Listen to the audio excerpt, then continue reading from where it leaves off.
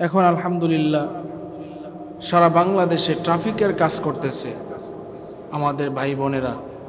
এরপরে নিজেরাই রাস্তাঘাট পরিষ্কার করতেছে। এটা অনেক আনন্দের একটা বিষয় যে আমাদের ছাত্র ভাইরা যারা নিজের কাঁধে দায়িত্ব তুলে নিয়েছে, তারা কত কষ্ট করতেছে, ট্রাফিকের দায়িত্ব পালন করতেছে, রাস্তাঘাট পরিষ্কারের দায়িত্ব পালন করতেছে। বিভিন্ন দেয়ালে বিভিন্ন পোস্টার ছিল, এই পোস্টারগুলো উঠাইয়া সুন্দর করে দেয়াল পরিষ্কার করতেছে। পুরা ঢাকার শহর নয়, শুধু সারা বাংলাদেশে এই কাজগুলো আমাদের ছাত্র ভাইয়েরা করতেছে। এটা আমাদের জন্য একটা গর্বের বিষয়। এই জন্য আসুন আমরা সবাই যদি ঐক্যবদ্ধ হয়ে আমরা যদি এই বাংলাদেশকে গড়ার চিন্তা ভাবনা করি, যে আমরা এই বাংলাদেশকে এমন একটা পর্যায়ে নিয়ে যাব যেখানে কেউ কারোর উপরে জুলুম করতে পারবে না, কেউ কারোর উপরে ক্ষমতার অপব্যবহার করতে পারবে না, কেউ কাউকে কষ্ট দিতে পারবে না। এভাবে যদি আমরা সবাই ইনশাআল্লাহ ঐক্যবদ্ধ হয়ে এগিয়ে যাই, ইনশাআল্লাহ এই সোনার বাংলাদেশেই পরিণত হবে ইনশাআল্লাহ। মুহতারাম হাজিরিন, আল্লাহ রাব্বুল আলামিন আমাদেরকে কতটুকু ভালোবাসেন।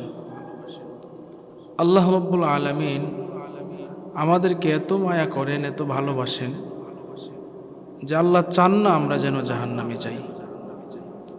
আল্লাহ তাআলা চায় আমরা যেন জান্নাতে যাই, কিন্তু আমরা অধিকাংশ মানুষ আল্লাহর হুকুম মানি না, নবীর তরিকায় চলি না। যেমন মনে করেন,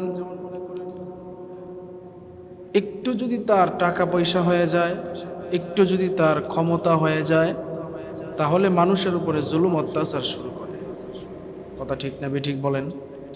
যে টাকা পয়সা হইছে, ক্ষমতা আসছে, মানুষের উপরে জুলুম অত্যাচার।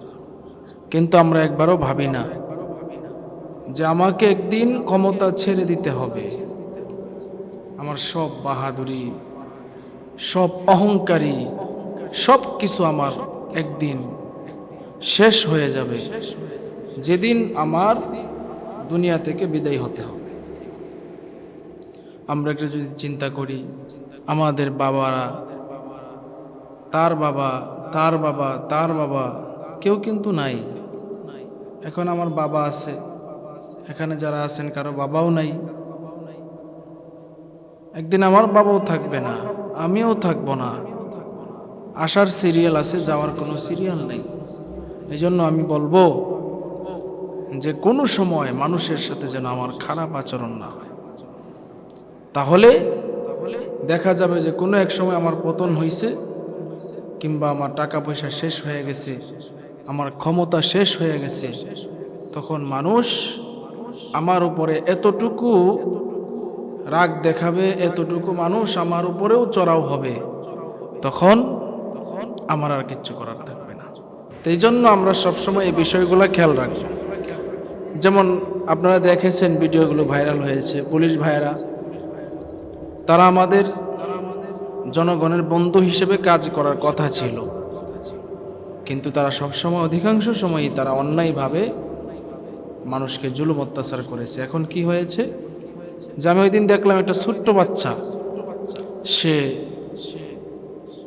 পুলিশকে মারতে গেছে। ছোট্ট, হয়তোবা তার বয়স 6-7 এরকম হবে। সাংবাদিকরা প্রশ্ন করছে, কি ব্যাপার, তুমি আন্দোলনে আসছো কিংবা পুলিশকে মারতে যাইতেছো কেন? তো এই ছেলেটা বলে, আমার ভাইকে সে মেরেছে।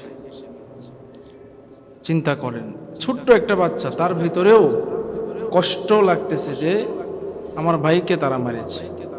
এই জন্য আমরা সবসময় এই বিষয়টা খেয়াল রাখবো যেন আমাদের আচার আচরণ, আমাদের টাকা পয়সা, ক্ষমতার অপব্যবহার, এগুলা যেন খারাপ না হয়, ভালো হয়।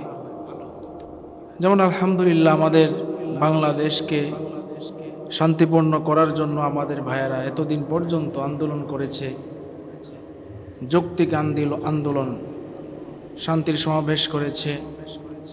এখন আলহামদুলিল্লাহ সারা বাংলাদেশে ট্রাফিকের কাজ করতেছে আমাদের ভাই বোনেরা।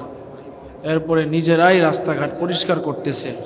এটা অনেক আনন্দের একটা বিষয় যে আমাদের ছাত্র ভাইয়েরা যারা নিজের কাঁধে দায়িত্ব তুলে নিয়েছে তারা কত কষ্ট করতেছে, ট্রাফিকের দায়িত্ব পালন করতেছে, রাস্তাঘাট পরিষ্কারের দায়িত্ব পালন করতেছে, বিভিন্ন দেয়ালে বিভিন্ন পোস্টার ছিল, এই পোস্টারগুলো উঠাইয়া সুন্দর করে দেয়াল পরিষ্কার করতেছে। পুরা ঢাকার শহর নয়, শুধু সারা বাংলাদেশে এই কাজগুলো আমাদের ছাত্র ভাইয়েরা করতেছে। এটা আমাদের জন্য একটা গর্বের বিষয়। এই জন্য আসুন আমরা সবাই যদি ঐক্যবদ্ধ হয়ে আমরা যদি এই বাংলাদেশকে গড়ার চিন্তা ভাবনা করি, যে আমরা এই বাংলাদেশকে এমন একটা পর্যায়ে নিয়ে যাব যেখানে কেউ কারোর উপরে জুলুম করতে পারবে না, কেউ কারোর উপরে ক্ষমতার অপব্যবহার করতে পারবে না, কেউ কাউকে কষ্ট দিতে পারবে না।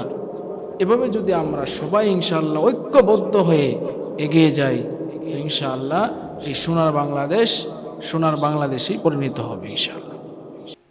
তাই জন্য ভাইয়ারা আমার, আমরা সকলেই চেষ্টা করব যেন আমরা আল্লাহর হুকুম এবং নবীর তরিকায় চলি, এবং মনে রাখতে হবে যে একমাত্র শান্তি যদি আমরা পেতে চাই, আল্লাহর হুকুম এবং নবীর তরিকা ছাড়া বিকল্প আর শান্তি খুঁজে পাওয়া যাবে না। তাই জন্য শান্তি পেতে হলে কোরআন মানতে হবে, সুন্নাহ মানতে হবে। কোরআন সুন্নাহ অনুযায়ী যদি আমরা দেশ চালাই, নিজে চলি, রাষ্ট্র চালাই, পরিবার চালাই, তাহলেই একমাত্র শান্তি আসবে। আল্লাহ তাআলা আমাদের সকলকে বুঝে আমল করার তৌফিক দান করুন।